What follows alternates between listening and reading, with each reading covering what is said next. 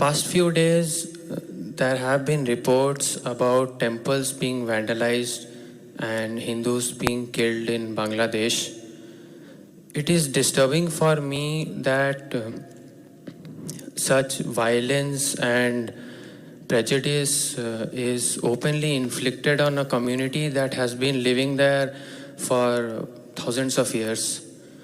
So, according to you, what is the solution to bring peace and harmony back to Bangladesh?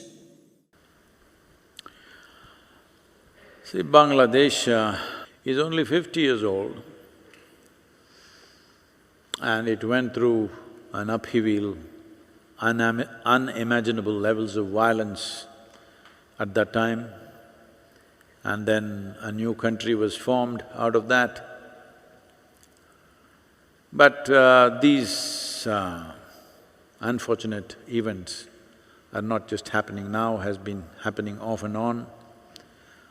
There are various forces behind these kind of things. So one important thing that we need to understand is, it is happening. There's no denial that it's happening, it is definitely happening, but this is not all across Bangladesh. So don't say it is happening in Bangladesh, learn the name of the place. See, suppose something like it is happening, similar things are happening in Kashmir. So now, if you're outside the country and you say, everywhere in India, people are being killed like this, if you say, that's not going to be fair to us, isn't it? Similarly, it's not fair to Bangladesh to say, it is happening all over Bangladesh or it's happening in Bangladesh. It is happening, it has definitely happened in a few places. Homes have been razed to ground, burned down, businesses have been burned down, temples vandalized. A few people have lost their life, unfortunately. But this is not the entire Bangladeshi population, this is a certain number, and now unfortunately, probably that is not a country which is in terms of police force is as organized as other nations. It took 3 days or 4 days for them to respond in any real way. And I believe from what I hear from the news channels and everywhere, it's been put down now. Can it flare up again somewhere? It can. Such things are happening everywhere, unfortunately, in different proportions, between different parties, it's happening. And above all, Bangladesh is a very friendly nation with India. So, as a nation, we can't be blackballing their entire country. We need to condemn the particular incident. You cannot say Bangladesh is doing this, no. Bangladesh is a certain number of people. Hardly probably 200, 500 people might have participated in this kind of violence. It's very important that they're pinpointed, not paint everybody in that direction, because you will grow animosity between nations by doing such things, which is not at all in anybody's interest, particularly not in India's interest, for sure. So having said that, how do you stop this? Well, you can send the police, if it doesn't control, you can send the army, you can shoot a few people, you can bring it under control. But this is not going to go like that. It can be stopped like that for that moment. But if you want this to go, there's only one story. Human beings are doing this to each other because we are identified with different things. And we have forgotten that we are human beings.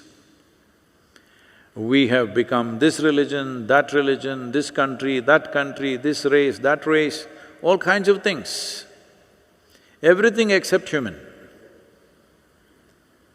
Everything except being alive.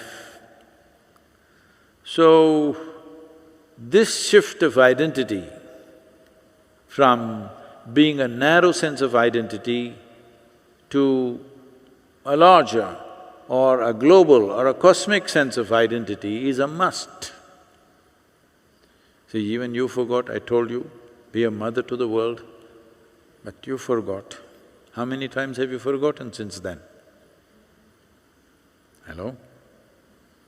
Yes, when you forget, if he or she belongs to something else and they disagree with what you say,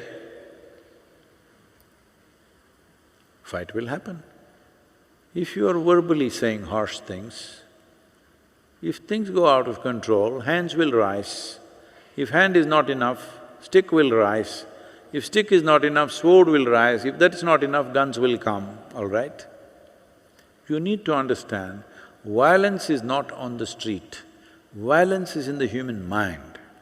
What is the source of this? If you look at it, the fundamental source of this is limited identifications that you have created.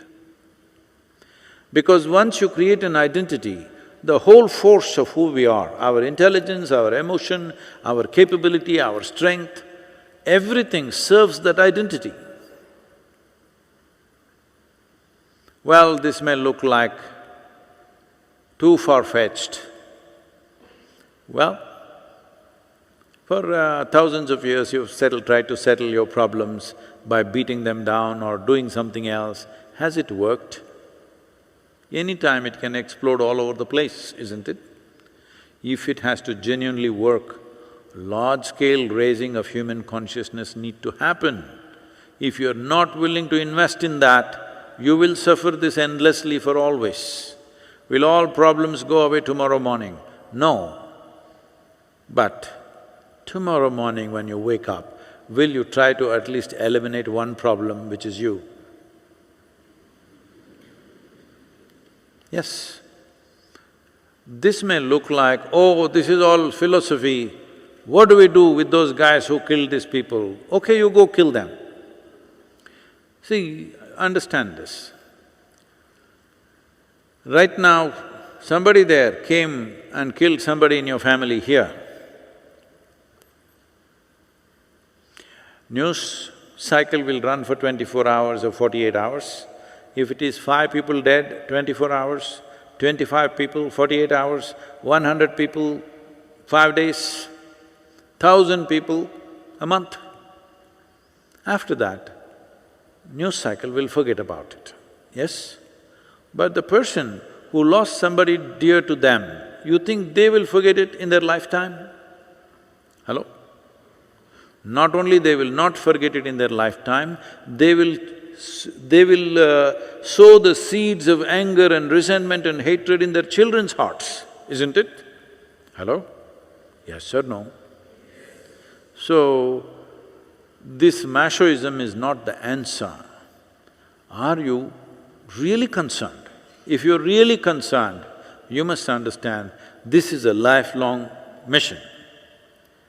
If you're just one day, it is making you feel guilty, let's go shout a slogan somewhere, otherwise tweet.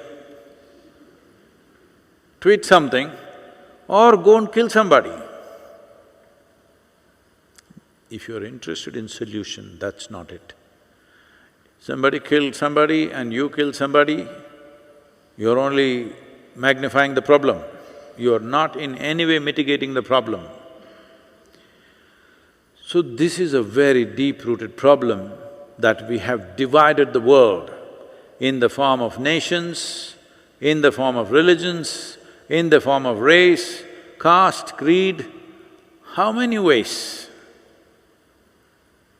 As a generation of people, all the young people who are here, as a generation of people, if you don't strive to eliminate that divisions, fight will happen at some point. Today or tomorrow, it will happen. Just because you wear a peace emblem around your neck, it's not going to stop. I'm saying this because in 60s, everybody wore a peace pendant. You can wear any damn thing. With that only they will kill you. Because if my identity and your identity is absolutely separate, me wanting to put you aside, if you don't go away, to put you down, It's a natural consequence of strong sense of identity which is not inclusive. If we are not willing to invest our life to solve this problem, there is no solution. I beseech every young person in the world, I want you to understand the most important thing to be done right now is to raise human consciousness. Because what we are referring to as consciousness is not a limited identity, it is a limitless identity. If that doesn't happen, well, as we get more and more equipped, as we get more and more powerful, the numbers that will die will go on increasing. Yes. So when yours die, you feel hurt, when theirs die, they feel hurt, and they will carry that hurt and come kill you, you carry your hurt and kill them. There is no end to this. You need to understand, any problem of this magnitude cannot be solved overnight. If we start working for it, maybe a generation, 2 generations, 3 generations, we can bring it to that place. So one important service I'm doing in this direction is, I'm knocking the heaven down. No place to go. If you want to live well, all of us, let's live well here. That's all there is.